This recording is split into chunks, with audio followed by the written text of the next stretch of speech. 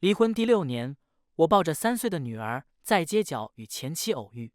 前妻愣愣地看着我怀里的女儿，良久才难以置信地问我：“你的孩子？”我在他压迫的眼神下缓缓点头。前妻淡然的表情寸寸皲裂，她用一种我背叛了他的眼神注视着我。明明背叛婚姻的那个人是他，可能他觉得我爱他至深，就算他出轨跟我离婚，我还会一直等他回头吧。大家好，欢迎来到我的频道。岑福跟我摊牌那天，是因为她查出了怀孕，B 超单上的孕囊是8周假，而我出差3个多月才刚回来，孩子自然不是我的。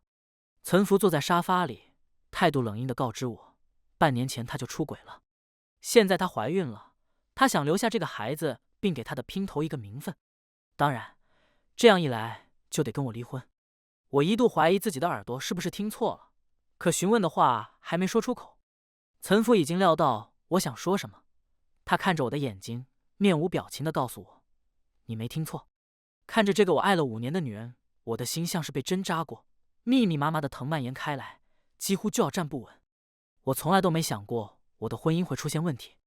岑福长得很漂亮，可她性子冷淡，人也慢热，在学校时更是赫赫有名高冷女神。喜欢她的男生有很多，为我锲而不舍地追了2年才把她追到手。我是真的很喜欢她，在一起那么多年，就算她从没，但她也理所当然地习惯了我的存在。大学毕业后，我俩就扯了证，恋爱3年，结婚2年，在一起不过才5年的时间，她就腻了。我接受不了这个事实，甚至手足无措的想为她的出轨找个理由。我想说我离不开她，更不能接受跟她离婚。话到了嘴边，看着岑福冷漠的脸，我突然停住了。扪心自问，出了轨的岑福，就算同意回归家庭，继续跟我过日子，我还愿意吗？我不愿意的。我信奉的爱情从来都是忠贞不渝，婚姻更是如此。相处多年，岑福当然知道我有多爱她，大概是害怕我的纠缠。说完离婚后，他打了个电话，就拿着钥匙出去了，没再看我一眼。一直到第2天上午他才回来。我在阳台上吹了一夜的凉风，也想了一夜，却始终想不明白岑福为什么会出轨。岑福家境比我好上许多，她是家里的独女，毕业后开始接手家里逐渐没落的生意。也正是因为如此，这2年她忙得几乎没有休息的时间，白天工作，晚上应酬，早已成了她的工作常态。我想不通，忙成这样，她怎么还能抽空出了个轨？岑福回来后，就站在玄关处静静地看着我，或者说是看着我脚下那一地的烟头。他神色没有任何变化，他一点儿也体会不到我的绝望。我隔着客厅与他对视，他的光鲜亮丽同我的狼狈不堪形成鲜明的对比。也不知过了多久，我听到他说：“想通了吗？想通了吗？”回想在一起的这5年，偶尔发生争执，不管过错方是谁，我总是最先妥协的那一个，他从不曾低头，一次也不曾。我的一厢情愿到现在已然成了犯贱。我碾灭地上的烟头，选择性忽视腿骨上传来的麻痛感，只抬起下巴问岑福：“为什么？为什么出轨？”认识7年，在一起5年，昨天晚上我幻想过无数种岑福跟我说离婚的理由，只要不是出轨，任何一种我都会原谅他。可偏偏他就是出轨了。岑福淡淡的别开眼睛，眉目间有几分不耐。没有为什么，方晏殊，缘分到头，咱们好聚好散不好吗？好一句缘分到头，好聚好散。在这一刻，我彻底心死。好，我艰难的扯了扯嘴角，咱们离。或许是答应的太过痛快，与我往日的舔狗形象不符，岑福有些错愕的盯着我看了片刻，他动了动唇角，到底什么也没说。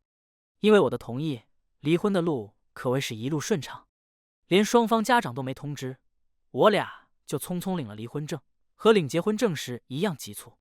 岑福作为过错方，给了我很大一笔赔偿金，连家里那套我们一起买的房子，他都送给我了。结婚2年，他的行李统共也只收拾了半天。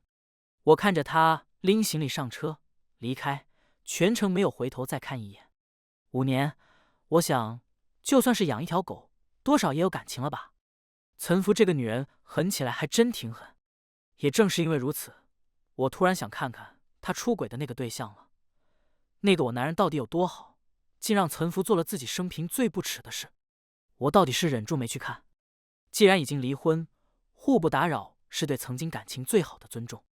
离婚第2天，我收到了岑福堂妹的微信，她问我跟她堂姐一起回家的那个男生是谁。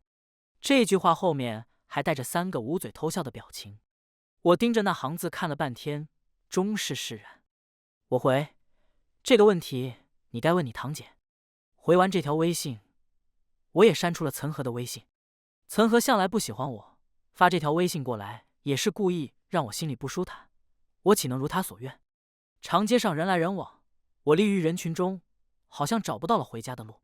这一刻我意识到，或许该离开这个城市了。隔天，我给公司递交了辞职信。我来这座城市是为了岑福，如今要离开也是因为他。仔细想想，在前半生短暂的青春岁月里，我几乎都在围着岑福打转。难怪他会厌烦。辞去工作后，我在家休息了1个月，才卖了房子，准备向目标地出发。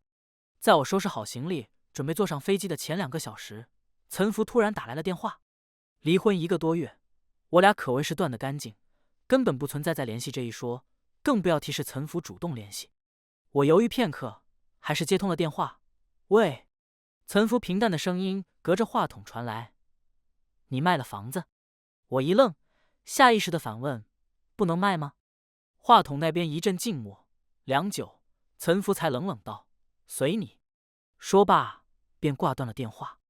要搁以前，岑福用这个语气跟我说话，我早就准备好他喜欢的礼品，站在他公司楼下巴巴求他原谅了。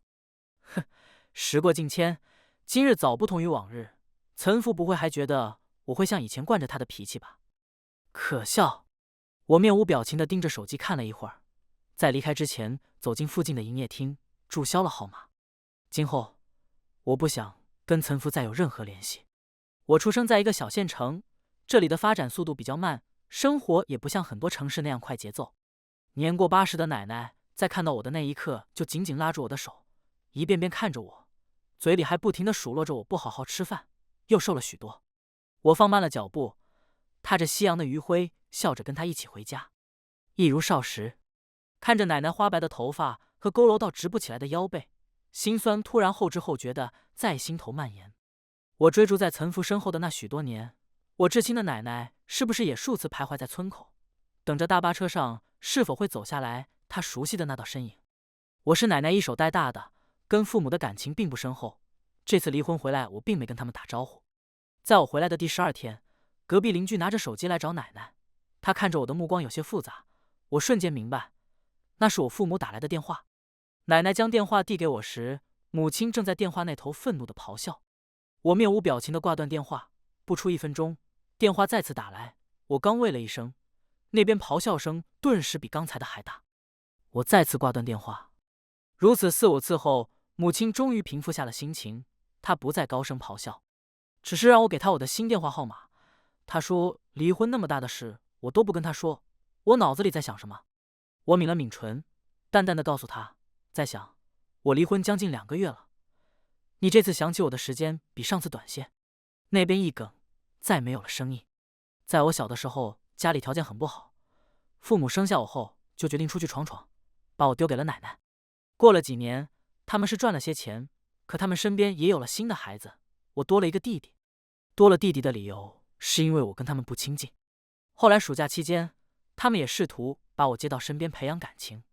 那时候弟弟6岁，我11岁。那个年纪的我已经不屑于跟小孩子争夺玩具了，可我那个统共也没见过几次面的弟弟，却对我满是敌意。我将他胡乱扔在沙发上的奥特曼玩具顺手放在桌子上。等父母下班回来，那些奥特曼玩具却不知为何，有的缺了胳膊，有的少了腿。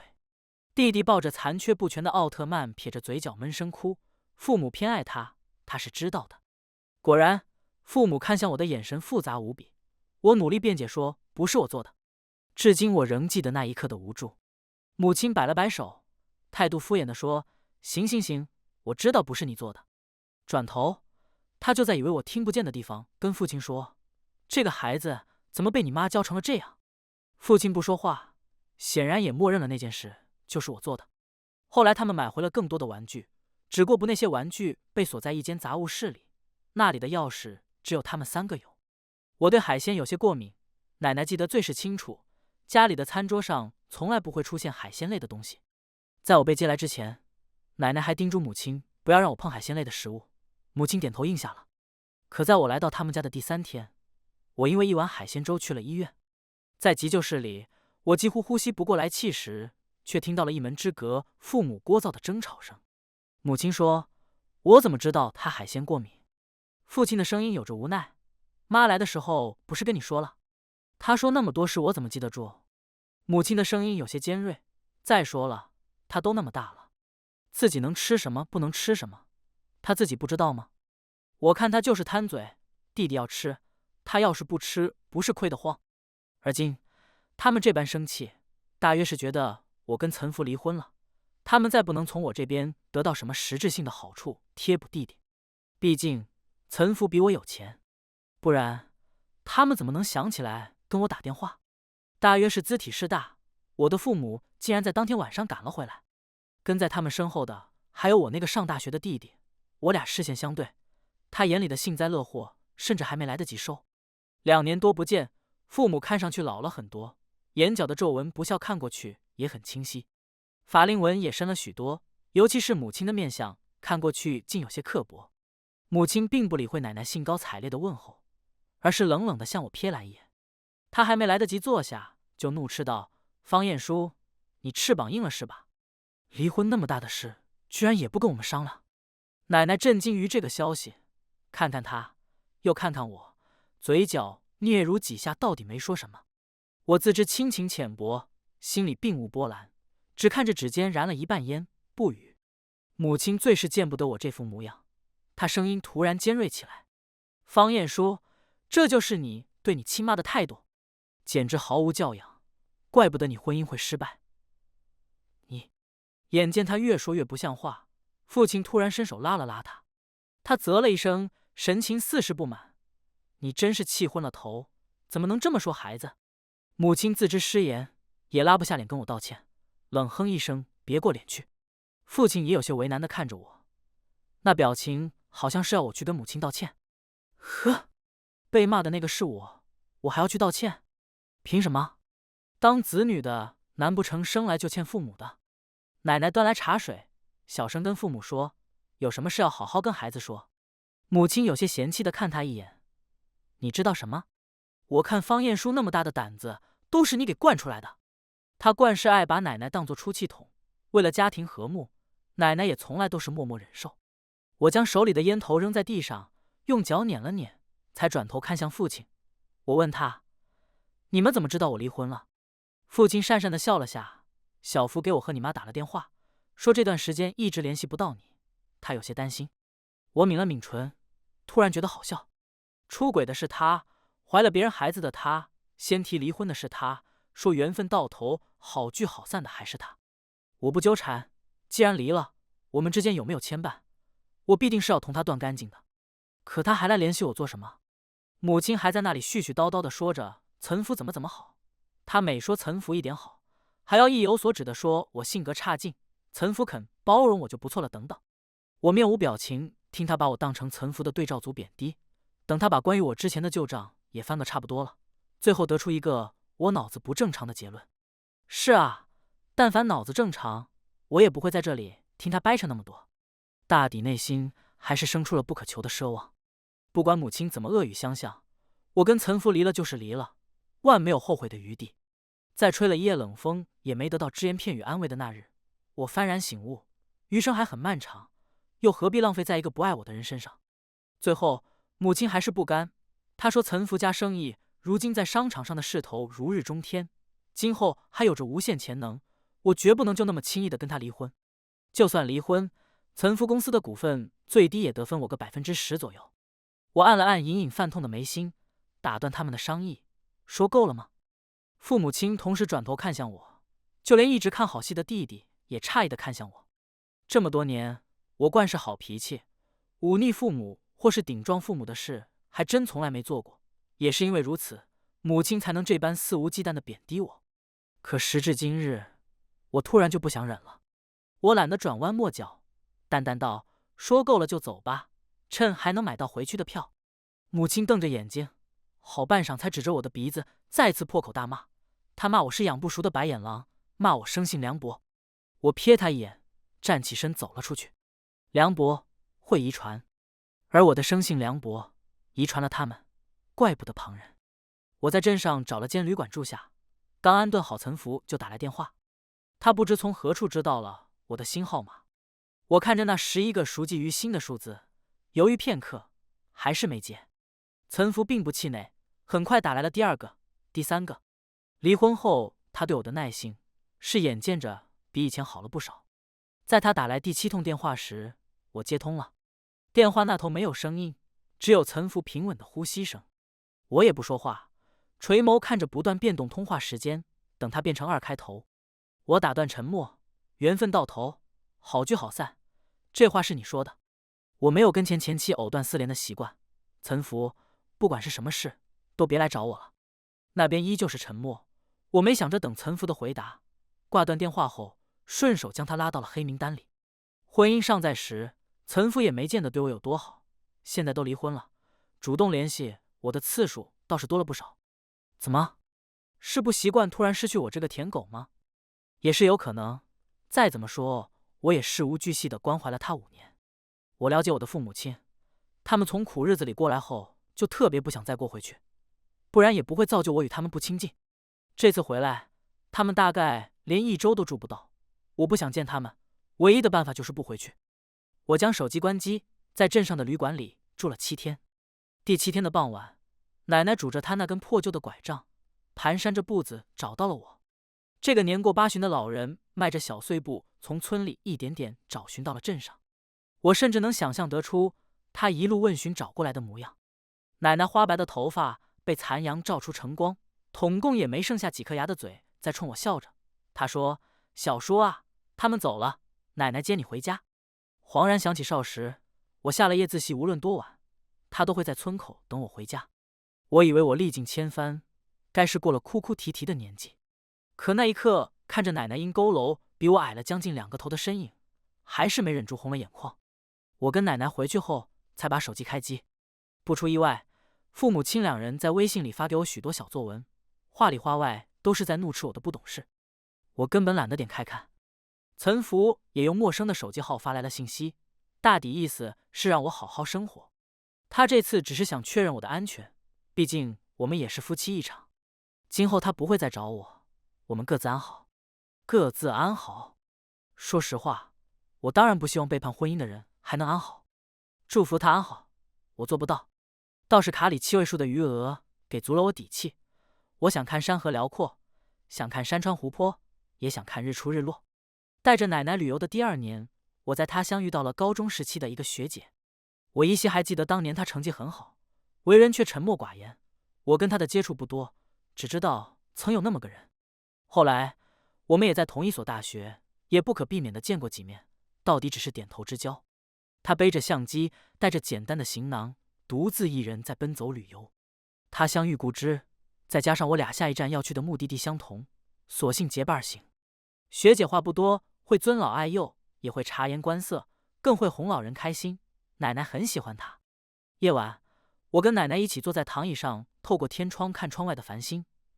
奶奶突然道：“小鱼那孩子挺好的。”我瞬间明白奶奶的意思，遂干巴巴地笑了2声，是挺好的。在儿女情长方面，老年人的心思总会格外敏感些。可我与学姐虽志同道合，却有难以跨越的鸿沟。我欣赏她，并不代表我喜欢她，且我离过婚，怎么也不可能配得上她。奶奶上了年纪，每到一处地方，总要先休息2天才能缓过来。如此一来，我便担心会耽误学姐的进程，总想着让她先走。对于我的提议，学姐并未拒绝，只笑道：“下一站再分开不迟，我也想在这里多住几天。”烟雨江南，古镇景色美若一幅画。身处此等美景，我心情明朗许多，便没忍住多看了学姐几眼。同岑福那种张扬的长相不同，学姐清丽动人，五官线条很是柔和。她身上有种书卷气息，搭眼一看就觉得她是个很好相处的人。察觉到我的视线，学姐温柔地笑了笑。远处层峦起伏的山川映在他半弯的黑眸里，给人一种豁达感觉。古镇小道弯弯绕绕，绵绵细雨激起几层稀薄的白雾，这般景象恍如仙境。我同奶奶说想出去走走，奶奶延上了岁数，不愿多走。她跟镇上与她年龄相仿的老太太同坐一处屋檐下，他们彼此说着绕口的方言版普通话，也不知对方听没听懂。说到兴头上，自己忍不住先笑开了，而后他们几个便笑成一团。我站在不远处看了一会儿，身后的脚步声由远及近。我侧手看去，朦胧烟雨中，学姐手执玉骨油伞，缓步向我走来。她在我身旁站定，举止轻柔，如同水般温润，是我从来都不曾见过的模样。学姐问我要不要一起出去走走，正合我意。我从她手里有伞，半倾斜向她的方向。她比我矮了将近一个头，走路却并不比我的脚步慢。我俩一起在青砖绿瓦的古镇中游走。学姐话不多，许多聊天的话题都是由我提起，她听得很认真，对于我问题的答案回答的也一板一眼，像是在极力寻找一个标准答案，倒是有趣。看着她柔美的侧脸，我心头有几分难以察觉的遗憾，也是可惜，我早已过了会动心的年纪。我与学姐在下一站分道扬镳。此后，我又越过3座高山，踏过2条湖泊，再未见到过她的身影。我与奶奶出东出门，回来的时候已是夏末。奶奶脸上笑容多了许多，她拄着拐杖出门唠嗑，逢人就说她这段时间见过的辽阔山河。村里与奶奶年龄相仿的老人有好几个，纵使奶奶描述的词汇匮乏，他们无不流露出向往与羡慕的神色。也有人看不得奶奶高兴，茶余饭后总是一有所只问我婚姻或工作方面的事。奶奶笑意僵在脸上，良久空余一声叹息：“年轻人的事，咱们管不了。”她摆手说道。挑起话头的老婆婆露出意味深长的眼神，这个话题这才算就此打住。在家休息了几天，我对人生开始有了新的规划。大学我学的是土木系，自己的课没学多好，农学课倒是没少蹭。乡下这种小镇，最多的就是土地，我承包了几亩地，想着种些花麦。近些年，很多人都注重节日，花的销路还算紧俏。再加上我也想沉淀下来，修身养性，大概是没有比种草养花更好的办法了。后来的日子里，岑和又用他朋友的微信联系了我几次，话里话外都是在试探我是不是真的忘了他堂姐。我曾经那么深刻的爱过，这般洒脱离开，在他们眼里也不过是以退为进。在岑夫身上浪费的时间多，花费的心思更多，离开的代价是牺牲那么多年的青春，成本确实有些大。那段时间，我包下的那几亩地正需要搭建塑料大棚，没空理他，也不想理他，后来也就不了了之。我没那么不识趣，最起码还是懂得及时止损。塑料大棚即将搭好时，我家迎来一个旧客。他坐在院子里跟奶奶说话，背影纤瘦，夕阳洒落在他的侧颜上，温柔且俏丽。似有所觉，学姐侧眸看向我，她对我露出浅浅的笑。路过这里，便想着来看看你。我那颗死寂许久的心脏突然抑制不住的重重跳了一个节拍，片刻后又恢复如常。说来看看我的学姐，一经住下后，竟再也不提离开的意思。她总是在此后的每个清晨，同我一起出门，带着她的相机，跟在我后面边走边拍摄。有时候我走出很远，她还停住在原地，我便停下来等她。我知道她喜欢这里的风景，喜欢到愿意停下脚步。待到了花田，她会调出拍摄的风景，同我一起欣赏。晨起薄雾，袅袅炊烟，交织农田，错落有致。几家房屋隐在碧水青山间，小镇风景自别有一番滋味。恍然回神，我才发觉，不知何时我俩竟离得这般近。相视一眼，又各自慌乱的别开眼。我看到学姐的脸颊出现了一丝薄红，我终于后知后觉的意识到了不对劲。于是，在花种破土而出那日，我约学姐在花田的木屋里小酌。酒意上头时，我将这些年与岑福那些纠葛全盘托出。学姐微怔，她这般聪明的一个人，怎会听不懂我的言外之意？片刻后，她低低叹息一声。昏黄的灯光下，她目光灼灼地看着我。你不必说，我都知道，却不愿说她是怎么知道的。对岑福狂热的爱意褪去后，我不知道自己还有没有去爱别人的能力，但我知道，不该是现在。或许是我多虑，学姐未必见得有什么心思。夏末种下的花，初秋抽了新芽，在凛冬结出一个小小的花苞。学姐的相机记录了它们的所有生长。她从一个想要走遍辽阔山河的旅游博主，变成养殖博主，且乐在其中。习惯是种很可怕的东西，我却不得不承认，短短几个月的相处，我竟习惯了学姐的陪伴。似春风细雨，润物无声。匆匆忙忙又是新年。立春那天，塑料棚里的玫瑰开了花，娇艳欲滴的玫瑰散发着悠悠香味，浓郁且绵长。我摘一朵捧在手心，仔细观摩。刚才还对着玫瑰花拍摄的学姐，不知何时凑了过来。她微微倾身，同我一起观赏我手里的玫瑰。离得太近，皂角的香味环绕在鼻息间，清爽好闻。与它相比，只觉连娇艳的玫瑰都失了颜色。这一刻，我也不知抽了风，突然将手中的玫瑰递向她：“学姐，你喜欢玫瑰吗？喜欢玫瑰吗？喜欢送你玫瑰的我吗？”学姐一怔，垂眸看着被我举起的玫瑰，继而又抬眸定定地看着我。她那双漆黑的杏眸里似氤氲着无边情意。良久，她从我手里接过玫瑰，低头轻轻嗅了一口玫瑰花的香味，而后她缓缓笑了：“喜欢？喜欢什么？玫瑰亦或有没有可能是我？”我呆呆地看着她，完全忘记了询问，只知道在这一刻，万千花海竟不及她温柔的眉眼半分好看。轰隆！我听到我高筑的心墙轰然倒塌时发出的巨响声。我并不是爱不起，在确定了自己的内心后，又在3月底那天郑重地与学姐告白。学姐神色间没有丝毫惊讶，她甚至没有任何扭捏的就接受了我的心意。我们的相处模式并没有因为关系的改变而转变，相处大半年，学姐性格温柔，一如初见。奶奶更是喜闻乐见，对学姐的疼爱更甚于我。过了3月，我的花田彻底打开了线上线下的销路，再也没有出现过滞销之类的问题。我父母在得知我养花后打来了电话，母亲声音尖锐且刺耳，她话里话外都在骂我没出息，这辈子也就只配烂在泥里。我不知道我的亲生父母为什么对我有着那么大的恶意，索性我也不再将他们放在心上。我平静的道：“你们那么嫌弃我，今后就当从来没生过我吧。”母亲尖锐的咆哮声戛然而止。父亲匆忙接过电话，斥责我年纪不小了，怎么还那么不懂事？我笑了，反正你们还有一个听话懂事的儿子，多我一个还真是多了。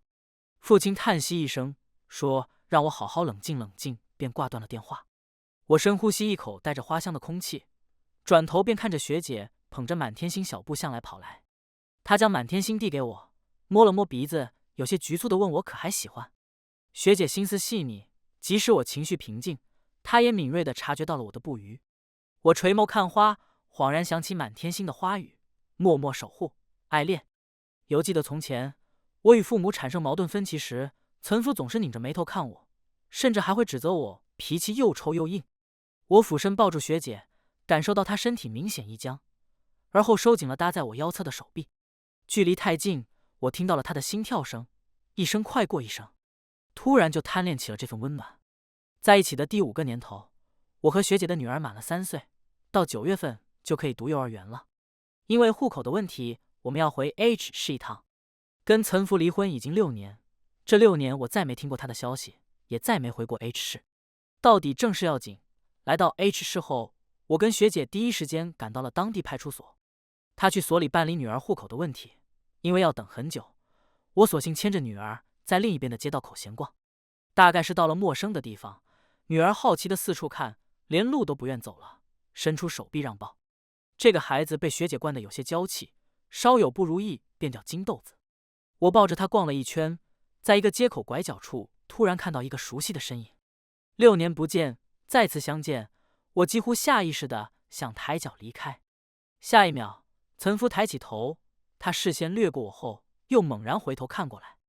我俩隔空对视一线，我抱紧了怀里的女儿，面无表情地别开脸。最熟悉的陌生人，不过如是。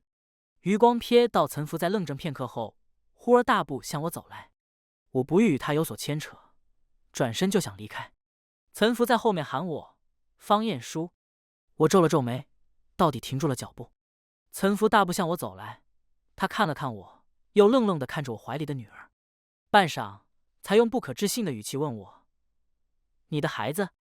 我在他含有压迫意味的目光下点了点头，我甚至还笑了，缓声告诉他是我的女儿，刚满3岁。岑福淡然若素的表情再也维持不住，寸寸皲裂开来。他再次看向我的眼神，有种我背叛了他的意味。哈！我过分了解岑福，即使分开6年，我也能猜到他这个表情是什么意思。明明背叛婚姻的那个人是他，他不会还觉得我爱他至深，就算他出轨跟我离婚，我还会一直等他回头吧？大概是意识到了危险，女儿瘦弱的手臂紧紧抱住我的脖子，她将小脑袋埋在我的肩头，闷声叫着爸爸。我安抚似的轻轻拍拍她的后背，继而看向岑福。6年不见，他变化并不大，依旧身材高挑，艳丽动人。唯一不同的是，他看过成熟许多，与当年的高冷女神不同，6年后的他有种知性的美。这种美是由内而外的，流露出岁月的智慧和美丽。再次相见，我们没有客套的好久不见，也没有相见生厌。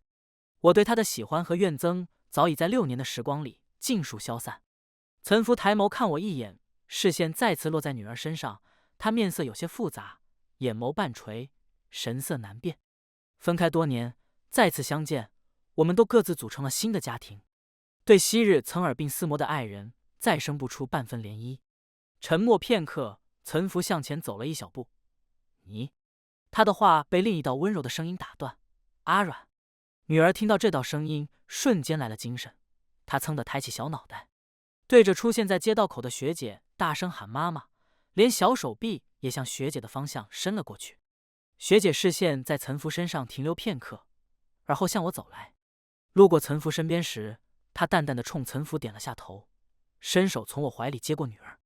女儿乖顺的偎在她肩头，见货奶声奶气的喊几声妈妈。学姐摸着她的小脑袋，笑容极其宠溺。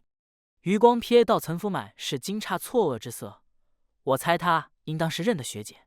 不知为何，我心底莫名涌上一股名为痛快的情绪，又牵着学姐的手对岑福道：“这是我老婆。”岑福视线下垂，落在我与学姐十指紧扣的手上，眼里似融进了一团化不开的沫。学姐哄了女儿一会，又看向我，她轻轻晃了晃我们握在一起的手，柔声问我：“走吗？”我点头，自然地从她肩头接过女儿，揽在怀里。我俩转身刚走出几步，迎面又遇到一个熟人，唐牧阳。犹记得读书时他成绩优异，是岑福学生生涯中最大的对手。让我记忆深刻的是，他们因为一些竞争导致相见两讨厌。在学校里，他和岑福俩人除了一起参加竞赛，似乎也没有过什么交集。即使迎面遇到，也是相互嫌弃的别开眼不看对方。唐牧阳看到我时，明显也是一愣，继而不自然地抿了下唇角，避开我的视线，看向他右手边。他右手牵着一个6、7岁左右的男童，那个男童在看到岑福时，挣开了他的手，嘴里叫着妈妈，向岑福跑去。哦，原来如此啊！在这一瞬，我还有什么不能明白的？我回头看了眼岑福，岑福咬了咬唇角，别过头去，不敢同我对视。学姐拉我手的力道紧了紧，我若无其事地回过头，冲她露出安抚性的微笑，跟她一起继续往前走。跟唐牧阳错身而过时，我听到了他的声音：“晏殊，恭喜啊！”我一怔，继而冷笑出声：“还得谢你成全。”哼，曾介入我婚姻的小三，有什么资格在我面前装出虚情假意的模样？弃我去者，昨日之日不可留。从 H 市回来后，我们一家3口的生活又恢复平淡充实中夹带着甜意。我和学姐都默契的没有提起过岑福。半个月后的某一天，我在修剪花枝时抬头，看到学姐抱着女儿，脸色沉沉地看向窗外。学姐为人向来温和，相处多年，我还是第一次从她脸上看到这种表情。下意识地顺着她的视线看去，窗外不知何时站了一个熟悉的身影。岑福正站在院子里跟奶奶说话，他的眼睛却不时地看向窗户这边。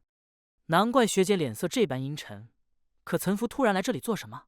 学姐安抚好女儿后，侧手看我一眼，留下一句：“你别出去。”说罢，自己便推门走了出去。我透过窗户看到他跟岑福在交谈，两个年纪相仿的女人身上透着不同的气质，各有各的千秋。我掠过岑福，看向学姐，视线一经落下，竟再也移不开。在我的印象中，学姐向来温柔小意，似这般剑拔弩张、浑身充满敌意的学姐，是我从来不曾见过的模样。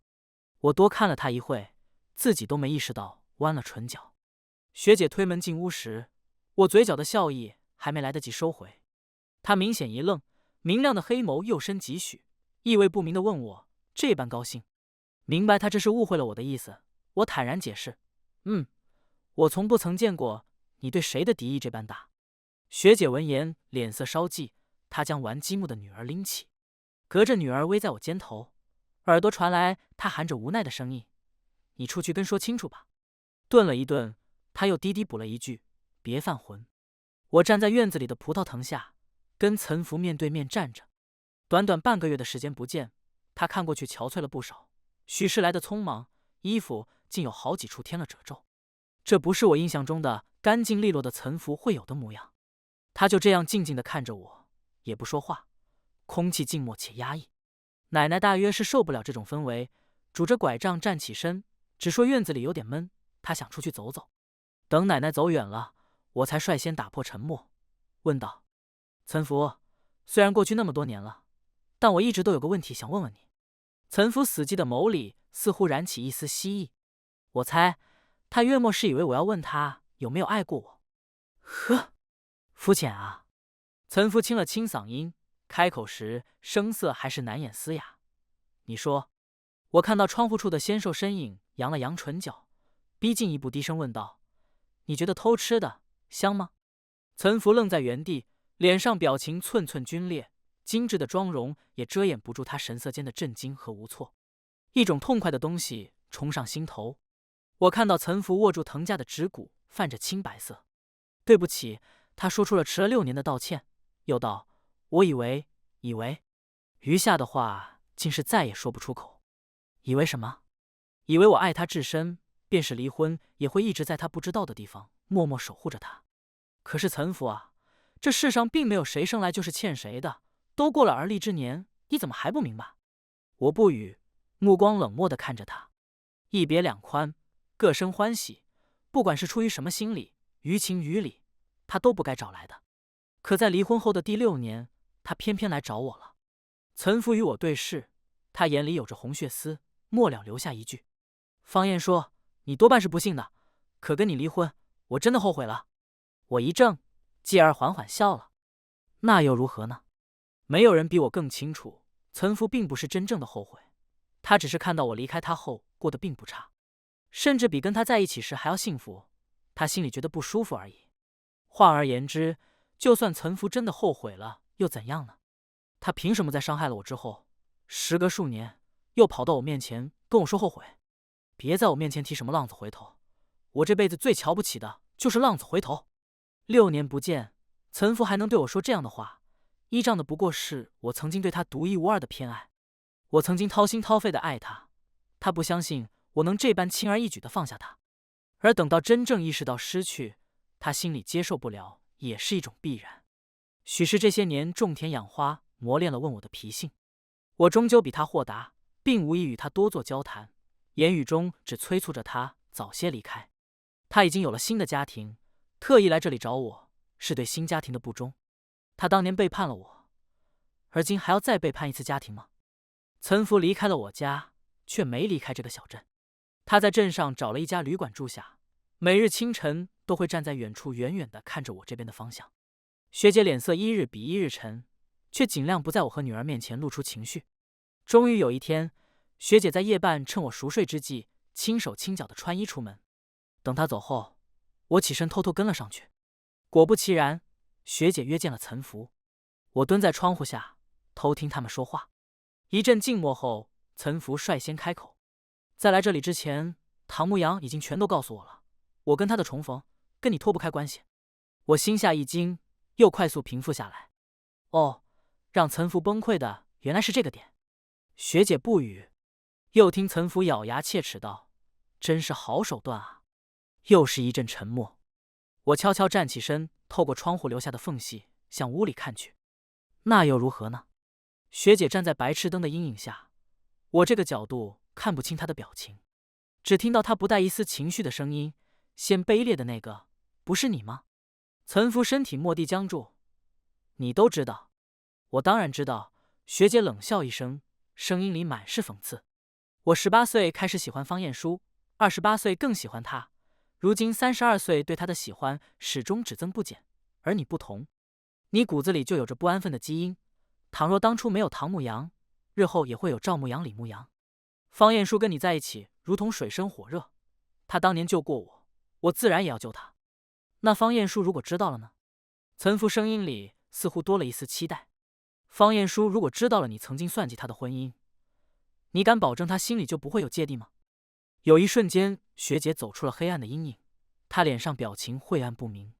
我听到她说：“我是在救他，怎么能算算计呢？”次日，再次看到岑福时，我向着他走了过去。在他开口之前，我开门见山：“你们昨晚说的话，我都听到了。”岑福眼里迸出一丝蜥蜴的光来，他抿了抿唇，声音有几分干涩：“晏殊，我跟唐牧阳之前并没有，一切都是……”我态度冷硬地打断他：“之前咱们的婚姻本就不幸福，你对我不曾上过心。你父母包括你堂妹在内，都是认为我娶你是高攀，他们从不曾接受过我，你也从不曾为我说过一句话。离婚6年，你我已各自有了新的家庭，你突然不远万里跑来找我，对得起。”我止住话头，冷笑：“岑福，到底夫妻一场，到此为止吧。”岑福眼里最后一丝光彻底熄灭。缘分到头，好聚好散。我将岑福说过的话原封不动地还他。远处，学姐抱着女儿在晨光中冲我招手，我扬起唇角，越过岑福，大步向他们走去。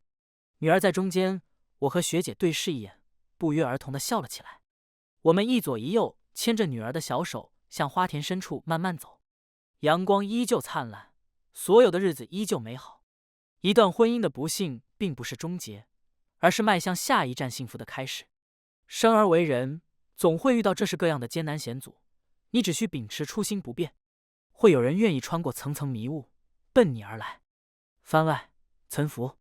刺眼的阳光透过窗户照在眼睛上，我迷迷糊糊睁开眼睛，突如其来的感冒让我觉得头痛欲裂。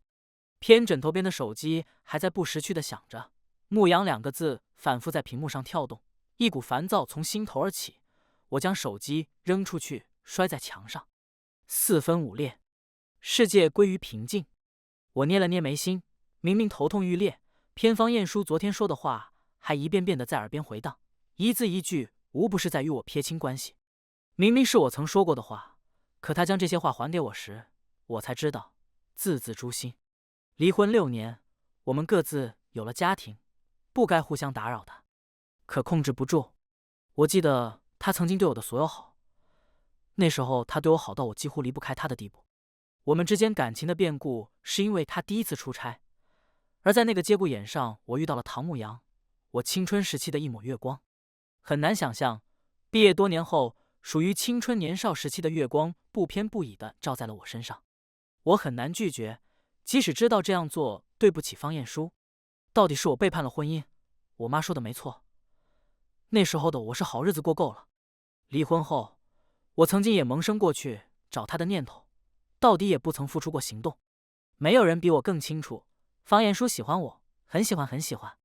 被喜欢的那个总是有恃无恐，我犯错在先又怎样，依旧有恃无恐。直到6年后再次见到方晏殊，看到了站在他身边的林默，或许该叫他于默。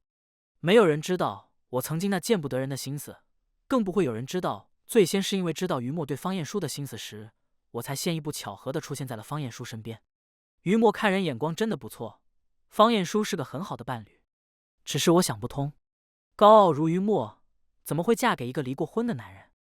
我认识于默的那年，他还姓林，随父姓。于默成绩好，待人温柔且有礼。他仅比我大1岁，却是那片区域大部分家长口中别人家的孩子，包括我的父母。初时，我对于默的印象仅停留在林家姐姐，我不同于别的伙伴那样喜欢他，却也并不讨厌他。直到某日，父亲看着玩闹了一天、浑身脏兮兮的我，摇头叹息。他说的那句话，我至今清楚记得，你要是能像默默那样懂事就好了。这是我第一次从严肃刻板的父亲口中听到他夸人，那个人不是我。嫉妒的情绪在我不知道的时候悄悄滋生，且在母亲羡慕的对于默母亲夸赞于默成绩优异。堂妹对于默说：“默默姐你真好，比我堂姐还要好时，嫉妒的情绪无限蔓延开来。我开始被不着痕迹地关注起于默的一举一动，才发现他生活很是单一，除了学习便是养花、养猫。他喜欢坐在花园的树下看书，上身隐在树荫下，双腿沐浴在阳光中。那只橘色的胖猫趴在他怀里，懒洋洋地眯着眼睛睡觉。阳光、鲜花、少女、胖橘、树荫下，怎么看怎么美好。那般安静且乖巧的少女，怪不得深得长辈们喜欢。我收敛了顽皮性子，开始有意无意地向于默学习，学习她的脾性，甚至学习她的穿着打扮。连我自己都知道，我就像个冒牌货一样，一边厌恶这样的自己，一边又控制不住地继续模仿。因为就连父母亲都开始夸赞我的变化。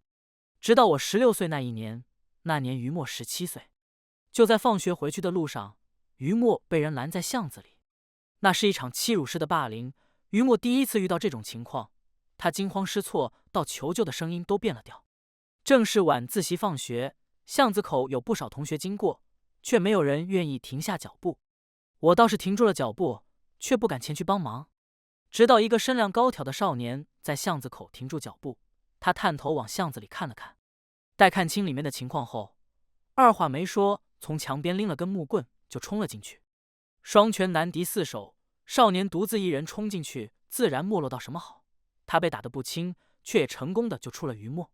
我在巷子口听到他痛到变形，却还含有威胁性的声音：“下次再让我看到你们欺负他，我弄死你们！”少年和于默互相搀扶着走出巷子，我躲到了树后。那一瞬，因为我的袖手旁观，我突然觉得今后再无颜面对于默了。后来，我在于默的画室看到了那个少年的画像，画的是张背影图，画的边缘落着少年的名字方彦书。可能是我比于默了解自己还要了解他，单凭着这张画，我就猜到了于默的小心思。少女总会有个英雄情节，那天晚上挺身而出的少年，在于默眼里无疑是个英雄。但于默并没有刻意接近方彦书，他只是偶尔在方彦书打完篮球时，给大汗淋漓的他递上一瓶矿泉水。方彦书从于默手里接过矿泉水，笑着道谢。16、17岁的少年，面容清俊，眼神清澈，一望到底。可他看于默的眼神里尽是陌生，他不认识于默，不认识那天晚上他出手相救的那个小姑娘。也是，于默向来孤傲，他自然不希望被喜欢的人看到自己狼狈的一面。方彦书走后，于默盯着他的背影看了一会儿，他的眼睛快速眨了2下，嘴角略微上扬。我知道，那是他对一个人喜欢的表现。那么多年，我还是第一次见到于默对异性感兴趣。若我抢过于默喜欢的人，卑劣的情绪抑制不住地从心头而起，一发不可收拾。跟方彦书在一起，比我想象中的还要顺利。期间我不止一次看到过于默失落的眼神，可于默就是于默，他满身的傲骨让他做不出从别人手中抢人的事，这也使我更加坚定了跟方彦书在一起的决心。终于，在于默18岁那一年，林父流落在外的私生子找上门来。于默的母亲性子刚烈得很，她哪里忍得下这口气？但良好的教养也使得她干不出来骂街这种事。于母带着于默离开了于家，我终于不用再活在她的阴影之下。不知出于什么原因，我并没有跟方彦书分手。他人很好，性格也很好，比我想象中的有趣许多。活了17、18年，他是我第一个接触的男孩。我早已分不清我对他的感情是真的还是出自于当初赌的那一口气。几乎是顺理成章，毕业后我俩领了结婚证。开始那段时间，我是真的抱着想跟方彦书过一辈子的心思的。后来为什么改变的，我已不愿去想。到底是我对他不起，离婚后本就男婚女嫁各不相干，所以我又是为什么追到这里来呢？或许真如方彦书所说，便是离婚。我也不想看到他和别的女人在一起，更何况那个人是我曾处心积虑避开的于默。在我准备回去的前一天，唐牧阳和我堂妹突然一起找了过来。他们没有找到我，而是顺理成章找上了方晏殊。我堂妹在方晏殊面前跋扈惯了，我赶到时，她正在辱骂方晏殊，字字句句都是在嘲讽他上不得台面，离婚后还不要脸地介入别人的家庭。方晏殊神色没有丝毫变化，他淡淡地瞥了我堂妹和唐牧阳一眼，讥讽道：“家里的狗链子拴不住你们了，跑到别人家门口乱吠什么？”我堂妹脸色难看到极点，不待她开口，方晏殊突然笑了下，他看向唐牧阳：“原来你就是当年的那个南小三啊，这些年可还适应由三转正的身份？”唐牧阳脸色难看至极，方晏殊这才像是看到了站在他们身后的我，他叹息一声，似乎觉得跟他们争执是件很没有意义的事。他对唐牧阳说：“这世间本就因果循环，屡试不爽。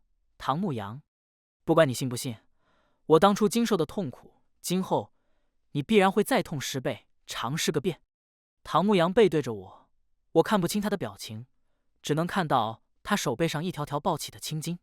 他对不起方晏殊在先，不管方晏殊说什么，他都无力反驳。最终，方晏殊挥手下了逐客令：“岑福，你带他们离开这吧，我这辈子都不想再看到你们。”说罢，他牵着于墨的手消失在万紫千红的花海里。我看着他们渐行渐远的背影，心头酸涩难忍。唐牧阳沉着脸向我走来，他应该是想将在方晏殊那儿受的气撒在我身上，怎么还乐不思蜀了？我瞥他一眼，想起了他在我和方晏殊婚姻期间的蓄意出现。我那卑劣的抢人心思，大抵是他跟于墨坦白了个遍。厌恶的感觉在心头挥之不去，我转头离去。为了当初赌的那一口，我丢失了陪我走过整个青春的少年。我这一生终究还是输给了于墨，从此永是最爱我的人。全文完，感谢您的观看，每天上新精彩故事，喜欢就订阅吧。